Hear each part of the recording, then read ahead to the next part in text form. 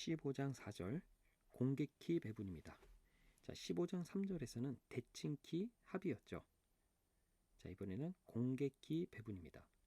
바로 앞에서 우리가 공개키 인증서에 대해서 살펴봤습니다.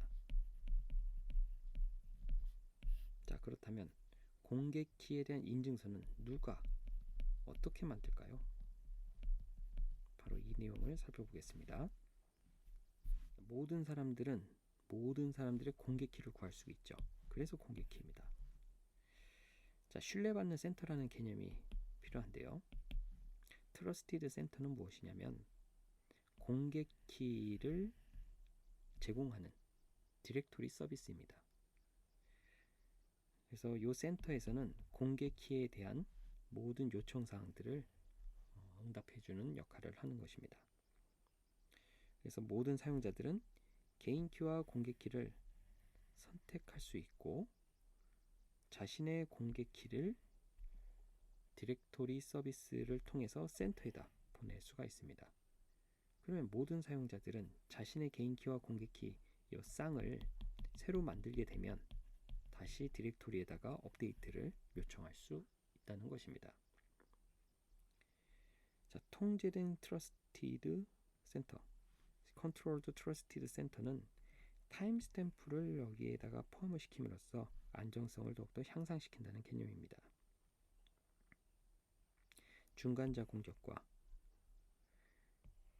응답을 변조시키는 이러한 공격에 대해서 대응할 수가 있는데요. 이 타임스탬프는 중간자 공격에 있어서 훌륭한 대응 기술이 됩니다. 자, 기관의 디지털 서명을 추가함으로써 신뢰성을 향상시킬 수가 있는데요.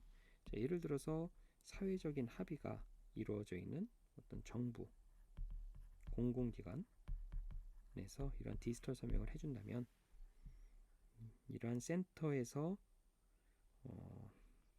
인증해준 디지털 서명은 믿을 수 있겠다라고 우리가 사회적으로 합의할 수 있다는 것입니다.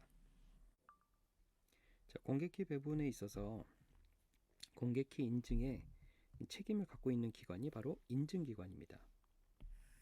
CA, Certification Authority라고 하는데요.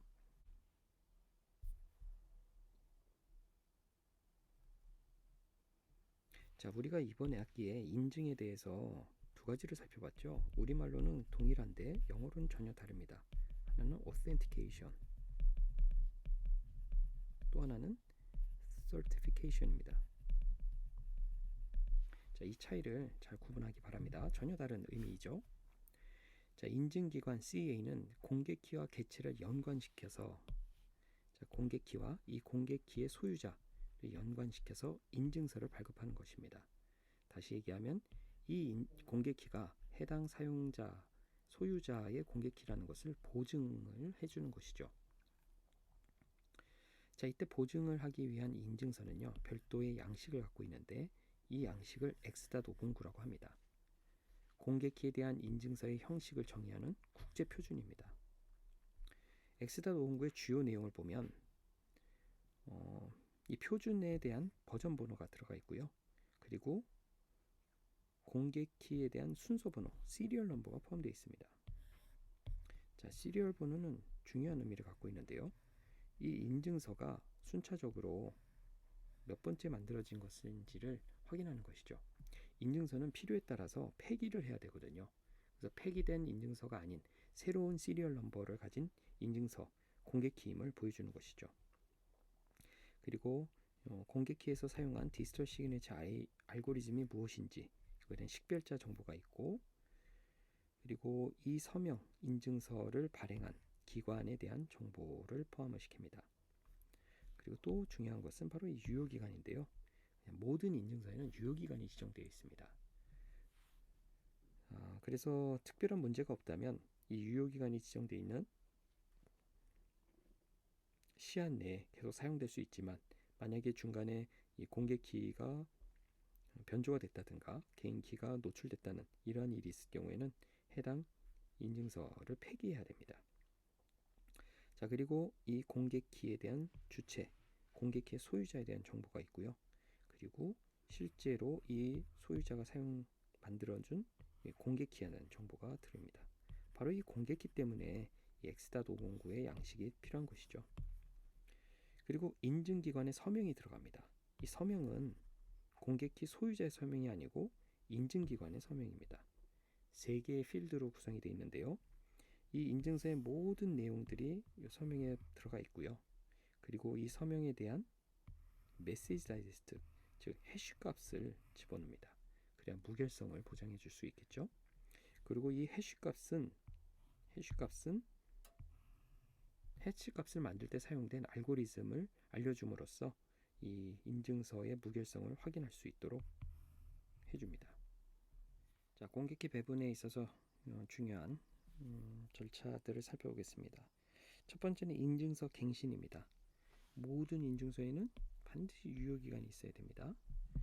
그래서 인증서에 문제가 없다면 유효기간이 끝나기 전에 CA가 새로운 인증서를 발급해 줄 수 있지만, 만약에 인증서에 문제가 있다면 유효기간이 끝나기 전에 반드시 인증서를 폐지해야 됩니다. 그래서 이렇게 폐지해야 될 인증서들의 목록을 별도로 관리해야 되는데요. 이 목록은 주기적으로 업데이트돼서 공지가 됩니다. 자, 하지만 이 목록이 너무 크기 때문에 변경된 사항만 수시로 발표할 필요가 있는데요. 이건 바로 이제 델타 폐지입니다. 델타가 차이를 의미하죠. 그래서 델타 폐지를 이용을 해서 정식 업데이트 주기 사이에 수시로 변경된 사항들을 공표할 때 사용합니다. 그래서 델타 폐지에는 변경된 사항만 포함해서 발표를 합니다. 자, 드디어 이제 학기 중에 몇 번 언급을 했던 PKI를 이렇게 정리할 수 있게 됐는데요. X.509의 기초에서 인증서를 만들고, X.509는 인증서의 양식입니다. 그리고 이거를 안전하게 배분하고 폐지할 수 있는 모델을 PKI라고 합니다. PKI를 이용을 하면 키에 대한 저장, 갱신, 그리고 다른 프로토콜에 대한 연계된 서비스를 제공을 할 수 있습니다. 즉 PKI가 있어야만 IPsek과 TLS를 운영할 수가 있다는 의미입니다. 자, PKI는 트러스트 모델을 제공을 하는데요. 트러스트 모델 구조는 계층적인 구조 또는 메쉬 형태의 구조를 가질 수가 있습니다. 계층적인 모델은 하나의 기관이나 소규모 집단에 적합한 반면, 메쉬 모델은 여러 계층을 가짐으로써 가용성을 좀 더 향상시킬 수 있는 모델입니다. 자, 이번 학기 마지막 챕터인 15장을 모두 살펴봤습니다. 15장에서는 KDC의 필요성, 그리고 커버러스, KDC의 한 예죠. 그리고 디필만 키, 합의 알고리즘을 살펴봤고, 여기에 전자서명과 공개키 인증서를 적용한 국대국 스테이션 투 스테이션 키 합의 알고리즘을 살펴봤습니다. 자, 공개키를 안전하게 배분을 하기 위해서는 인증기관 CA가 필요하고요. CA에서 사용하는 인증서의 형식을 X.509라고 한다고 했습니다. 그리고 안전하게 사용하기 위해서 중요한 부분이 바로 이 폐지 목록 관리입니다. 그리고 PKI의 임무와 역할도 간략하게 살펴보았습니다. 여러분 모두 이번 학기 수고 많으셨습니다.